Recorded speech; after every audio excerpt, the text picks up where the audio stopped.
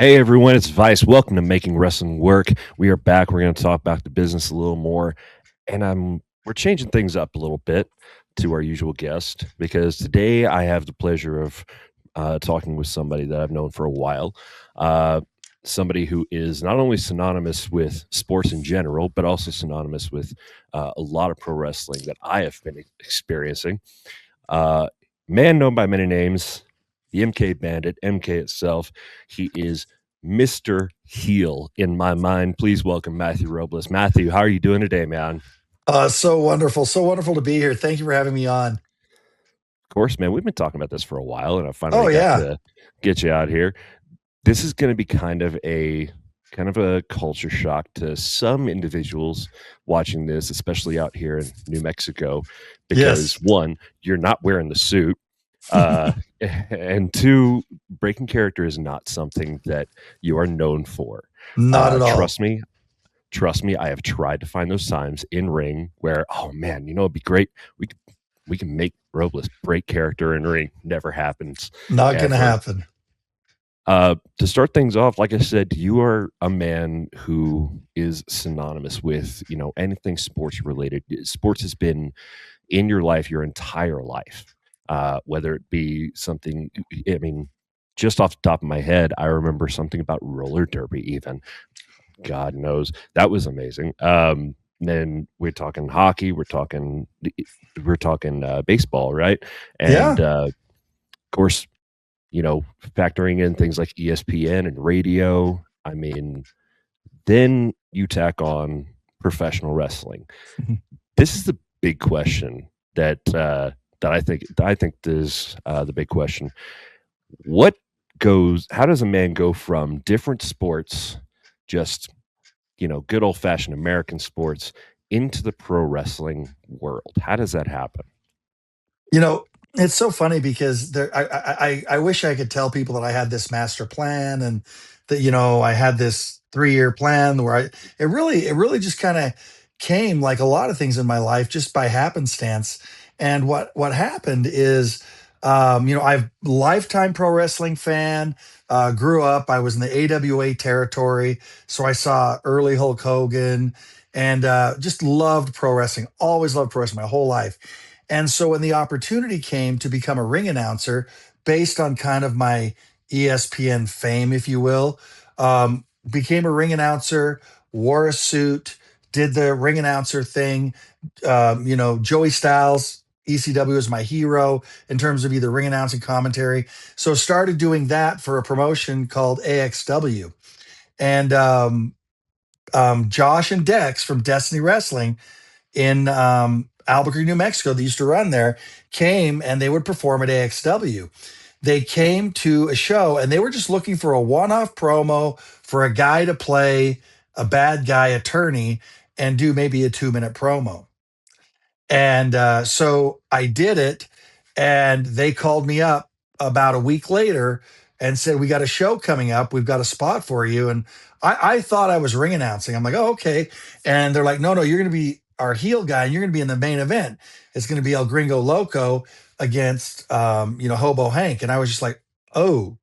And so that was darn near 15 years ago, and it just it came to me naturally. And I don't know why, I don't know how, it just came to me naturally. And so I kind of slowly weaned off of my ring announcing because I was doing pro wrestling ring announcing all over the country to being a bad guy, attorney, sports agent, you name it.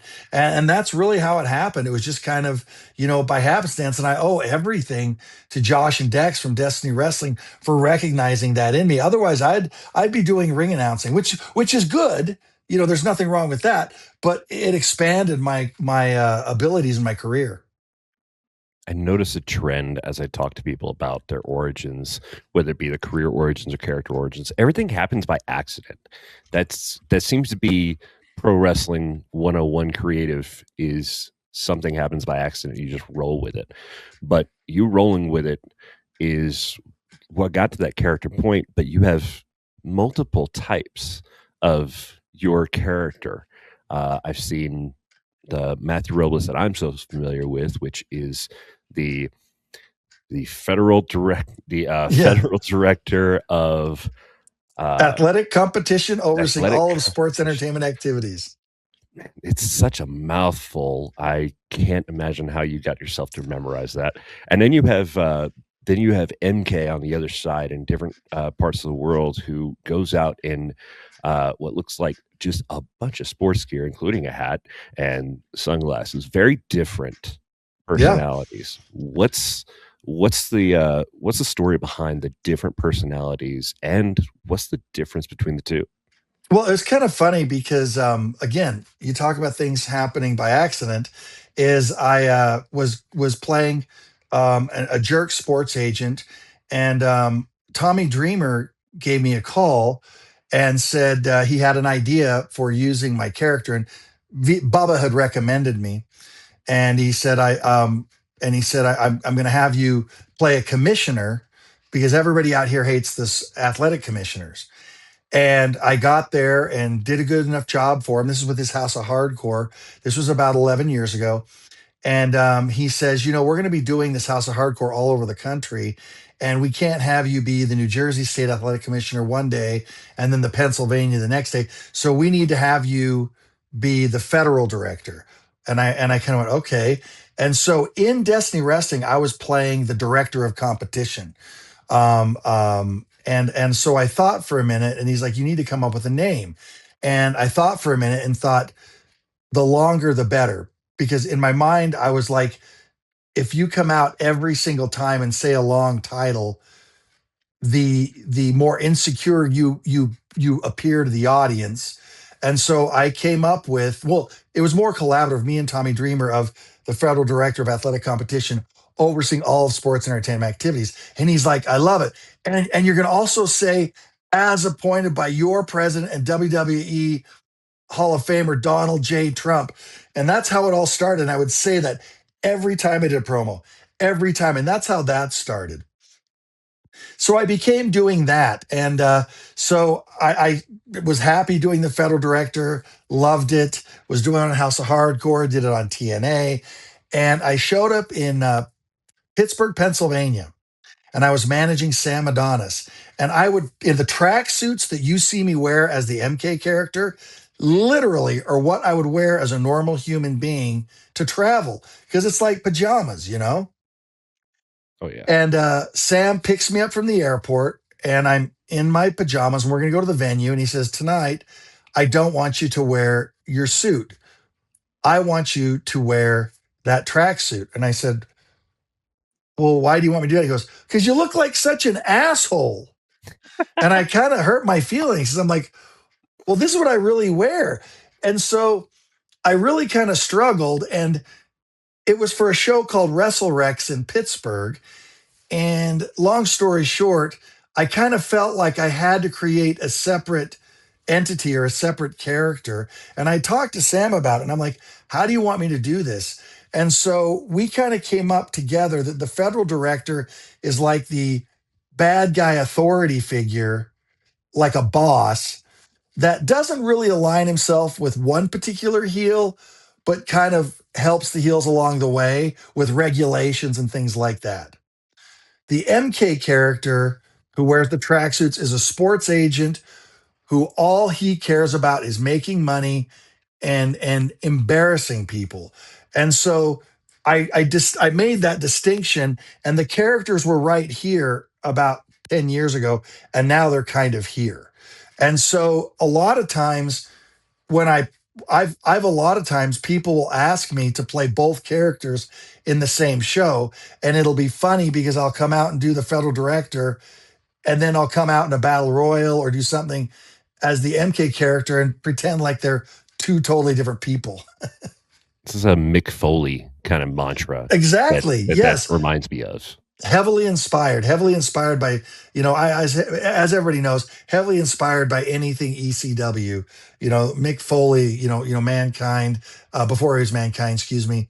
And because I also remembered Terry Funk and Sandman and a lot of these guys saying that you have to keep your character evolving until you find that one defined character that is going to be who you are the rest of your career. And even then, these characters kind of change. And that's kind of, I had to find myself. And that's where I've kind of found those two characters. And what I found is that in Las Vegas, Los Angeles, the MK character works much better for whatever reason. Albuquerque, Phoenix, back east, Pacific North. I mean the northeast. The federal director character works better. Florida, it's kind of a mix, and so I basically let whoever's hiring me tell me what they want to do, and then kind of go that way.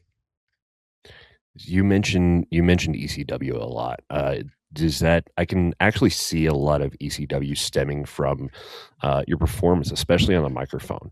I don't know if a lot of people understand what I mean, but is ECW kind of like the following that you went to kind of build that wrestling education before you got into it? Yes, a lot of people don't know this, or they may do know that I'm a structural engineer. That's my day job. And back in the 90s, we were doing a bulk mail center in Philadelphia, Pennsylvania. And back then, there was no working from home. There was no, remote working. So when you would do these projects that were out of your area, you would live in a hotel for 4, 6 weeks at a time to do these projects. And at the time, I worked for a company called the Sear Brown Group, and they were a back east company. And so I was working on this bulk mail center in Philadelphia. And so one weekend, one of my coworkers was like, "Hey, do you like pro wrestling?" I'm like, "Well, yeah." And at that time, I'd only known, WCW, World Class, AWA, WWF, that type of stuff. So I'm like, "Well, what is it?" He's like, "You'll love it. It's amazing." And this was like 95 or 96. And that went to my first ECW show. And I was like, this is everything I've ever wanted pro wrestling to be. You have, alternative or heavy metal style music, super hardcore action, which was a brand new style back then. You had the sex appeal, you had everything. It was just literally tailor made for me. And hearing Joey Styles do his own thing inspired me to be, this is what I want to do. I want to do this. And at the time, I'm thinking in terms of commentating, announcing. But ECW was amazing. And so what I started doing is once construction started, you would schedule site visits to go check on construction. So I would literally schedule my site visits around for 2 years, the ECW schedule, just so I could see them. And so it is the reason why I'm here today is ECW. And when I was in House of Hardcore and performing in ECW arena, I would go on the WWE network and I would see where I was sitting in that arena. And then I would go before each show and sit in those seats and look at the ring and just kind of prepare myself to actually go out in that venue, that hallowed ground at 2300 and, at the 2300 arena, Swanson and Rittner. And ECW is who I am. And it's who I think ECW is put on earth by God to save pro wrestling. And you adopted a few different shenanigans from that. I'm going to share a little bit of a slight story here because Please. I think this is hilarious. I remember we were working a show here in Albuquerque for Destiny Wrestling, and you had this kind of you had this moment where you got beat up, you got injured, quote unquote, and backstage you're getting ready to go out for the main event or something, and you're supposed to go out hurt and put on a neck brace that you have brought with you. Somebody was going through some medical stuff, and we go over and take their walker. You're out here going out in a walker. It's such ridiculousness. And then this is also the time, by the way, the time frame when you were still throwing fireballs. Yep. Uh, I will never let you live that down, by the way, because I thought it was the funniest thing ever. Is that's got to be something that was on your bucket list of why these things are in your repertoire, right? Eddie Gilbert. Eddie Gilbert. You're watching Eddie Gilbert, the first booker of ECW when it was Eastern Championship Wrestling, plus a guy that I had seen in Memphis, in UWF, and Eddie Gilbert. He threw the fireballs, and there had been a long enough time to when people didn't do stuff like that, to where I kind of felt it's time to reintroduce it. So we talk about all these things of your character and how you got into this industry, but I would be remiss to mention how professional of a person you are Oh, backstage. And I say that because for the longest time since we've known each other, it was one of the first shows I worked with you. You go out, you cut a promo, you're doing stuff, you come back to the curtain, and I think I'm one of the first people you run into, and you just look over me, hey, was that okay? That look all right? And you're still doing it to this day. As I'm behind the curtain for Duke City Championship Wrestling, you come back, you go over to Gorilla, talk to me. Hey, that sound okay? That look okay? It. How does it come to be so important to you that you make sure that it's being received well? It's a very professional trait, but is that because you're not sure, or is because you strive for perfection? What's the story behind that? That's for you know, my I think sake. it, Let's I think it always goes back. It goes back to, um, my days in just school.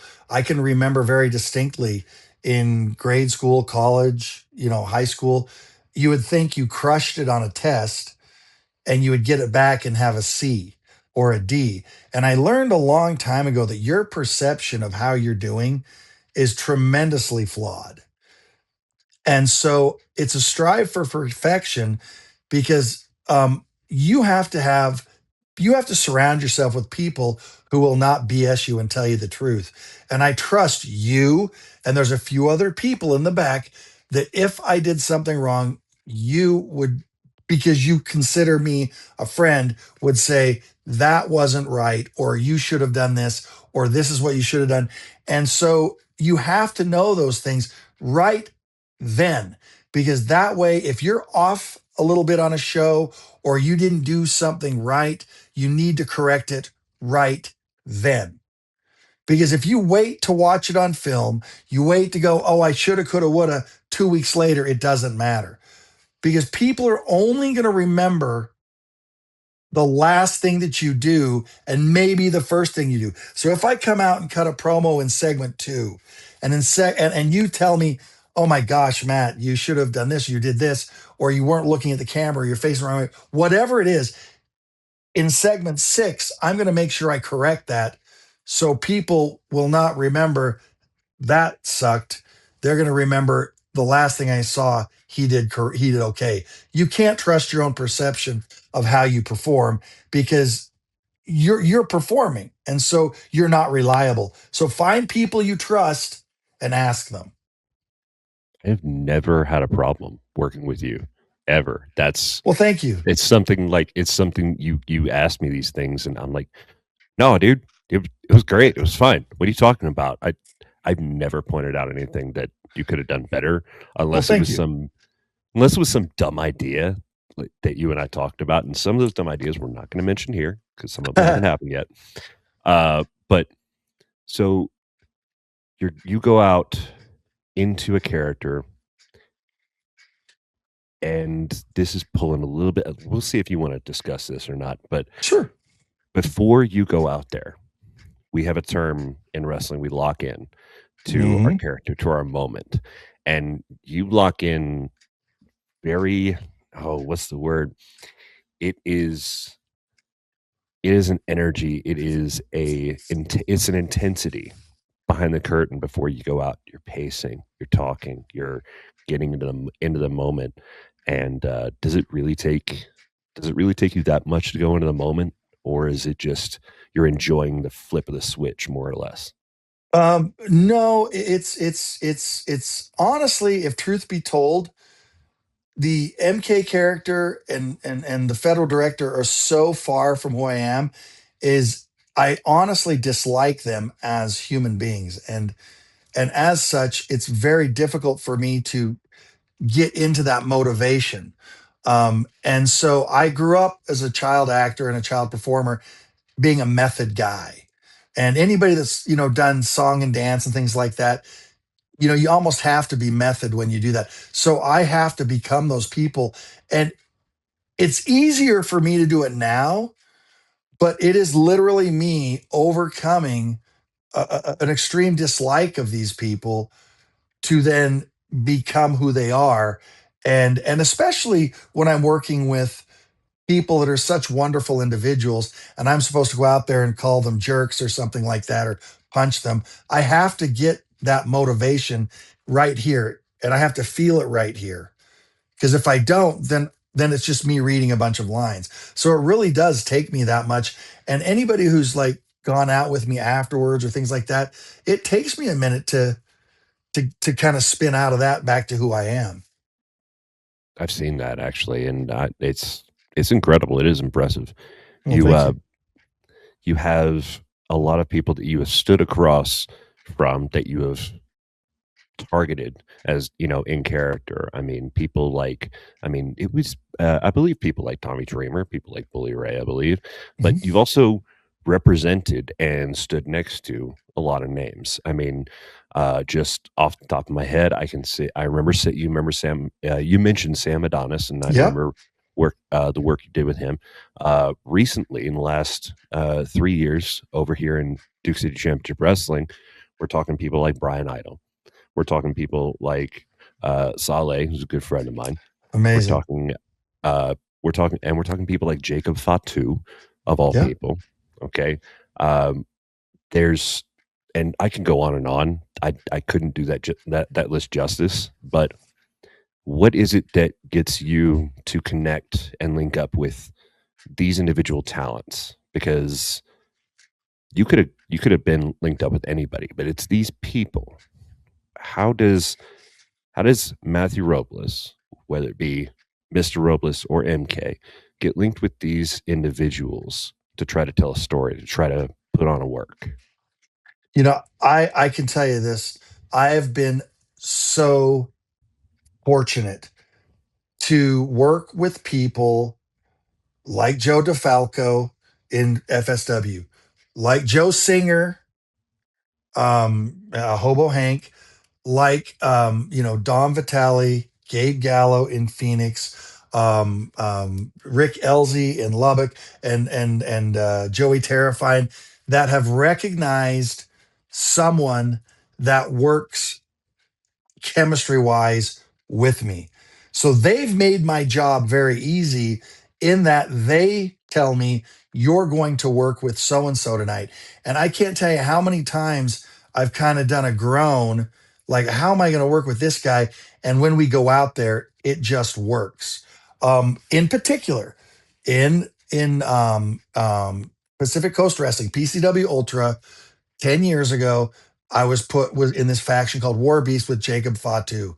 And I had no clue what I was going to do with this guy because he didn't need a manager to cheat for him. He didn't need anybody. He was great on the mic, but I don't know what happened. When we got together and worked, it clicked and it worked for 10 years. And so Joe Kabibo, the Almighty Sheik, he's the one that recognized that. So I wish I could sit here and say, I knew this would be the way it was. I picked this guy out. I've been so lucky, so fortunate to have such amazing bookers that put me with these people.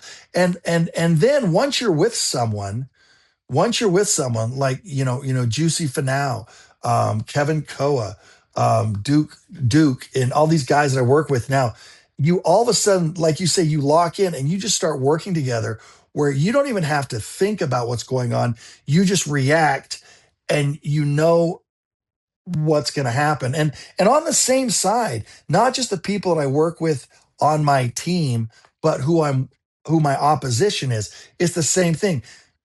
Joe and I, Hobo Hank and I, have literally been working together since 2012.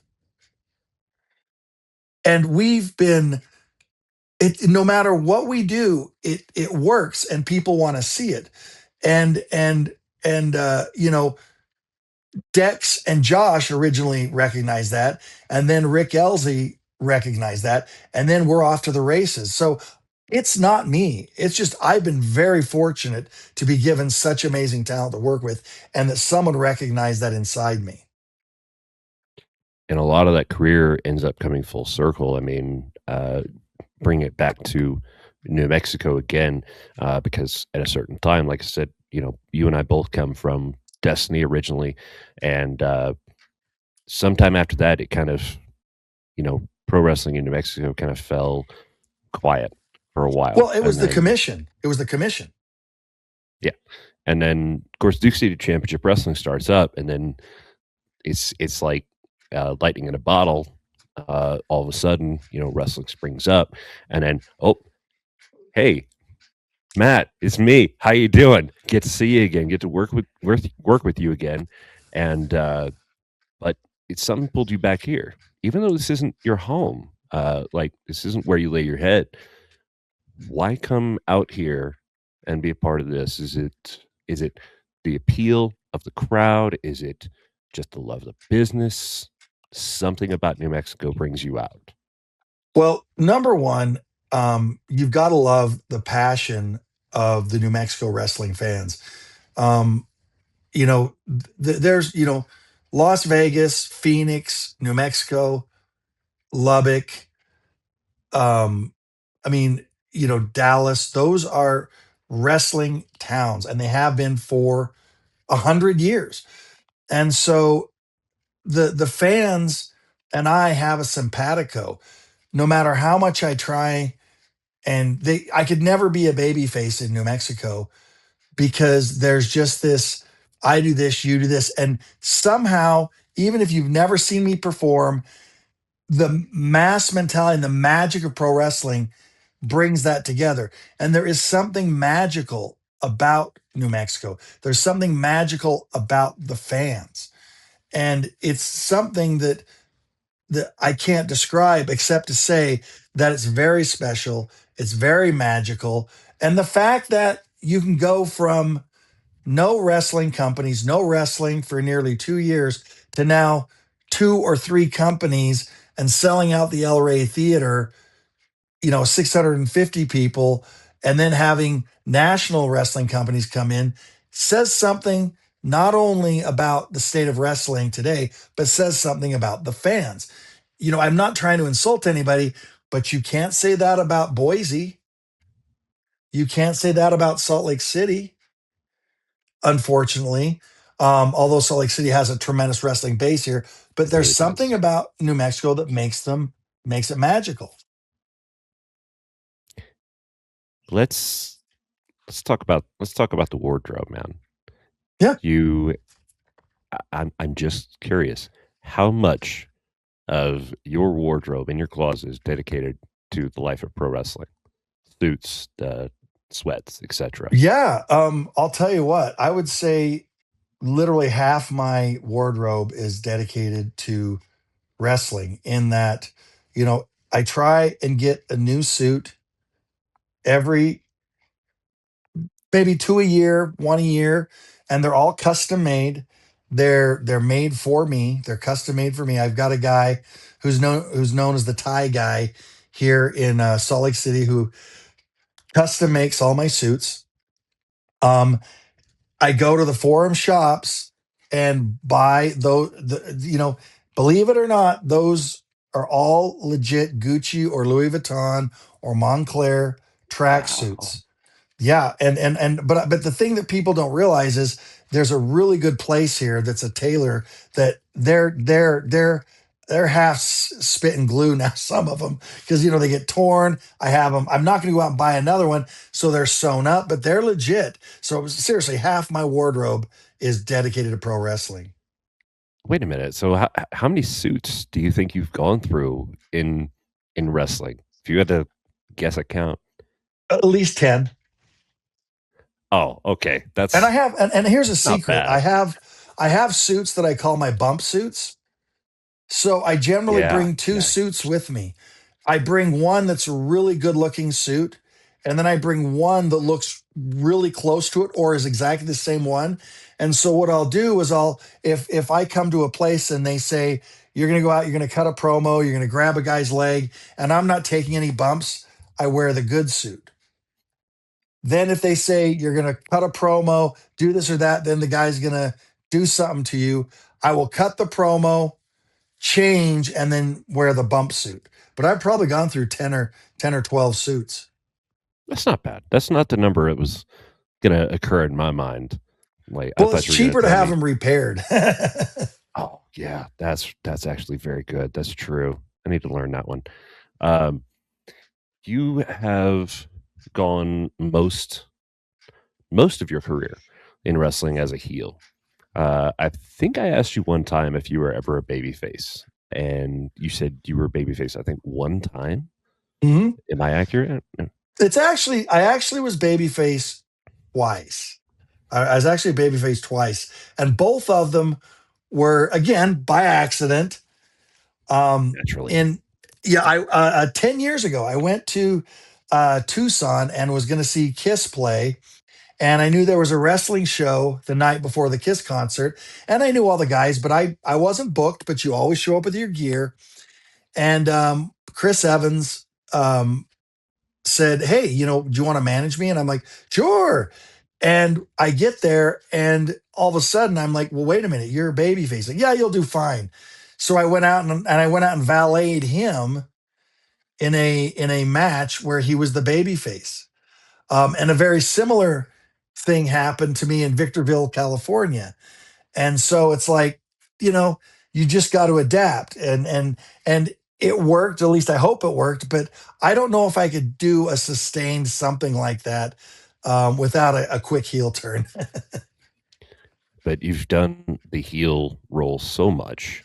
Uh, what is what is the biggest thing that you could tell people who wanted to really play a spectacular heel? What is the trick in your mind, the secret to being that great heel character?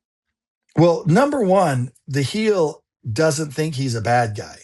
So, when you think of like Boris Badenoff and Natasha in Bullwinkle, they Okay. are cartoon bad guys and just do dastardly things to be mean and to be silly. And that's a version of a bad guy. And you can do that, but it only has so many legs because eventually you run out of reasons to do things. But when you think of the best criminals in the world, and I mean real life criminals, they do not think that they're doing bad things. If you look at the Unabomber was really felt that he was starting a revolution. He felt that he was doing something for the good of mankind. You think of all the Bond villains. They're bad guys, but they themselves feel they're just misunderstood, and they're really educating people, and that they're there to help people. Eventually, I'm helping you. And so the key to being a bad guy is the ends justify the means, and that you do not believe you are the bad guy. You are the good guy, and people are just too dumb to recognize it. And one day they will recognize it. So I'm here to educate you. And that's why, a guy like Hobo Hank, why do you like this smelly, stupid guy when I've got the good clothes? You should all want to be like me. You should all want to be rich and have good clothes. So, it's that mental thing that you're the good guy. I'm showing you what you can achieve, and you just like this guy. And that's the key, is that the bad guy believes he's serving a purpose of good. You've been in this industry for a good while now, and you've got to see a lot of different kind of aspects of the industry, most notably the changes.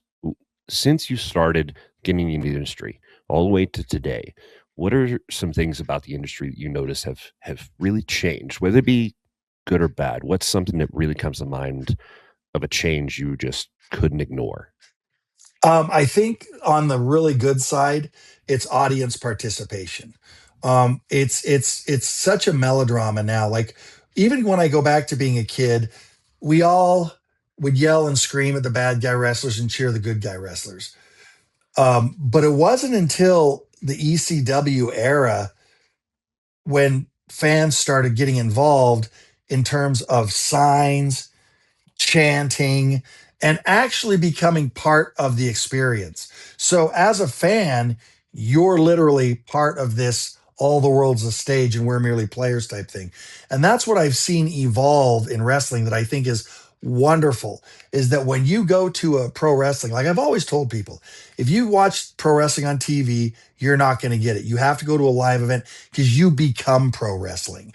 Because even if you just want to sit there and not participate, you recognize that you're part of something. That's something that I think Absolutely.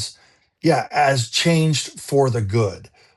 Negative wise, um, it's the business has changed so much in that I'm breaking a lot of kayfabe here, but I'm going to say it because you asked the question, and I think it needs to be said that it's so Mhm. hard now to go through matches where people don't memorize every single step and every single move.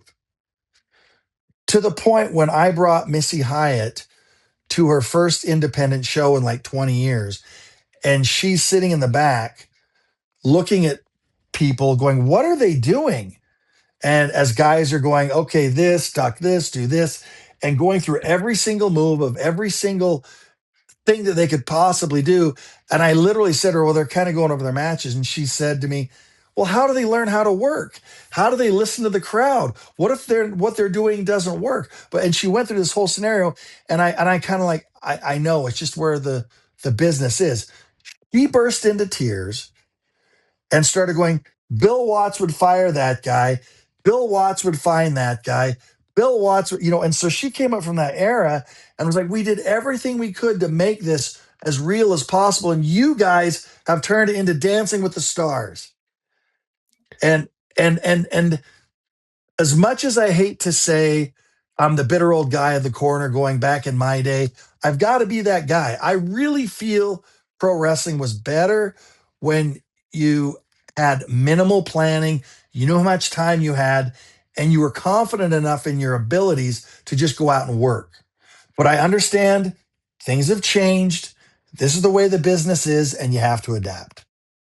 Well, the biggest change with that, I think, is you throw in the storytelling aspect, which people want included, right? It's telling a story with your bodies, and then not with your bodies. Promos, certain spots, things like that. What you're saying is the biggest change that you notice is you know you should be able to just get out the curtain, get in the ring. When the bell rings, you're just you're just doing what you feel is right in the moment. It's Well, and the not move pretty sets have much. become so complicated too. Oh, You yeah, can't that's just true. you can't just say, "I'm going to go and do a Canadian destroyer off the top rope." That you can't just, you can come out there and say, "Duck the line, headlock, wrist lock, body slam," but I can't just get you in a lockup, shoot the ropes, double squeeze. Now I'm going to do a Canadian destroy. The move sets have become so complicated, and the fans are asking so much more of the workers. You can't do those things without a lot of planning. No, you can't because back in the old days, which is something I remember as well as you do, is there wasn't that much, the high flying move sets, and all the speedy, technical uh move sets. They didn't have a whole lot of that back then. I mean, Well, Hulk we'll even Hogan look at. lifting up, yeah, Hulk Oh, go Hogan ahead. lifting up Andre. That was like, yeah, that was probably the one thing they planned in that match. Everything else, I'm sure they just went with it, right? Yeah. Well, and look at think of the guys that you look back then. The Rock and Roll Express were considered high flyers. The Yep, Jumpin' Jim Brunzell and Greg Gagne, the high flyers. What was their high flying moves? A drop kick. yep, You know what I mean? The yep. Rock and Roll Express. What was their high flying move? A drop kick. Drop And kick. back then, if you came off the top ropes, that was a disqualification. That's right, it was, wasn't it? I Yeah, forget or if you about that threw a part. guy over the top ropes, that was it. Yep. They were going to kick you. And so again, you just have to adapt. I mean, I've had to adapt. And God bless her for all that's, I've worked with Melissa a lot over the past 3.5 years. and she's adapted. And now she, gripes about it, "Oh gosh, I had to plan this spot and blah." But she does it and she's very good at it, and you adapt. And, the one thing in any sports sense, great players are not, and great workers are not defined specifically by how well they work on the field or in the ring, but it's how coachable they are and how they can adapt. And that's what Yeah. you have to do. You've just explained a lot of the reason why individuals, such as yourself, somebody who's not a regularly active wrestler, is so pivotal to the industry. Like, you know so much, you've experienced these things, you have the knowledge base, but you're you're standing adjacent to the action in the ring, essentially. But it's an important part. Hmm. If you didn't play your part, what would we have left? And that's kind of where that's kind of why I wanted to bring you on here, because parts like that are pivotal to what we do in this industry. Um, is that definitely like? Do you have a goal of how you would want to try to contribute to that even more than you already have? My goal is my goal. I have one goal in pro wrestling, and that is not to get myself over, but to get the baby face over, number one, and then the guy managing, get my heat projected on him so that he no longer needs me. Boom, Let me explain to spoken you, true. for people who understand. I'll give you the prime example. Um, I was brought in to do a job at any promotion, and that's to make the baby face look like a superhero and take the hatred and heat that is on me and project it onto that heel. And then when I get my comeuppance, that that wrestler is elevated. And I can give you a good example of with Saleh and Chelsea Dodson. Yeah, I was brought in. No one, people knew who Chelsea was. Power Slap, didn't know her as a wrestler. In order for her to come in and be a baby face, she had to have a reason to be a baby face. You can't. It's very difficult to bring someone in from outside the business and just say, "Fall in love with this person. They're good. They're good guys." It's hard for people with Saleh to say, "He's a good guy. Fall in love with him." No, what he has to do is have a tale of redemption, and he has to be wronged so that the fans go, "Hey, that was not cool. That's bull crap. I don't like that. I don't like what just happened to that guy. That's like yesterday in work when my coworker screwed me over. He's with me and I'm with him." And that's what we did in Duke City. Is we orchestrated, how does Saleh become a good guy? And it was for me to align myself with him and Chelsea, and then bring someone else into the mix, Jasmine St. Clair, yep. to spin them off as good guys and wrong them so the fans go, "These guys are jerks, and these guys, I feel exactly what they're feeling," because everybody's been betrayed in their life. Everybody's had that coworker or that boss that screws them over, and that's my job, and that's what I have to do. And I am not there to put myself over. I am a piece of furniture that serves a purpose. I'm there. I want, if I could do one thing, it's to elevate everybody I work with from here to here so they forget me, because I'm not the story, they are. I love that. I've actually told people's much less educated version of that several times. Yeah, you serve your purpose for the sake of the show, the story, and the talent that's around you. Because when you put in work for them, then in return they're going to put in work for you when you need that. I think that's something that a lot of people in that work in the industry need to understand, because it's very easy to forget that part when you know you're climbing up that fence, and the only thing you can think of is getting over, right? One step at a time is pretty much what you just said, and I love that because a lot Well, of yeah, people I need mean, to. think about it. Right now, Saleh and Chelsea could go. All you got to do is put them with any one of the MK Army or federal people, or just bring in Yeah, Jasmine with any random wrestler from anywhere in the world, immediately, good guy, bad guy, immediately, because of the work that we established for a year before that. And then I don't have absolutely. to be there. And that's my job. And you do all this out of the kindness of your heart. Of No, you're course, yes. no, It you're an is right no, here. you're an ass. I told you before we started to watch the language, and here um, well, I won't keep you too long, but I mean we could talk on and on and on, but Oh, I love it. Yes. I just don't think we could fit all this in such a short segment. But if you're up for it, I'd love to get some more stories from you over time. If we ever Anytime. decide to. Uh, until then, obviously, the next time I see you, you'll be an asshole again. Um, I'm going to be there on the 31st. oh Lord, that's gonna be Yep. fun. Well, you heard it here. They may not mention it online, but you heard it here.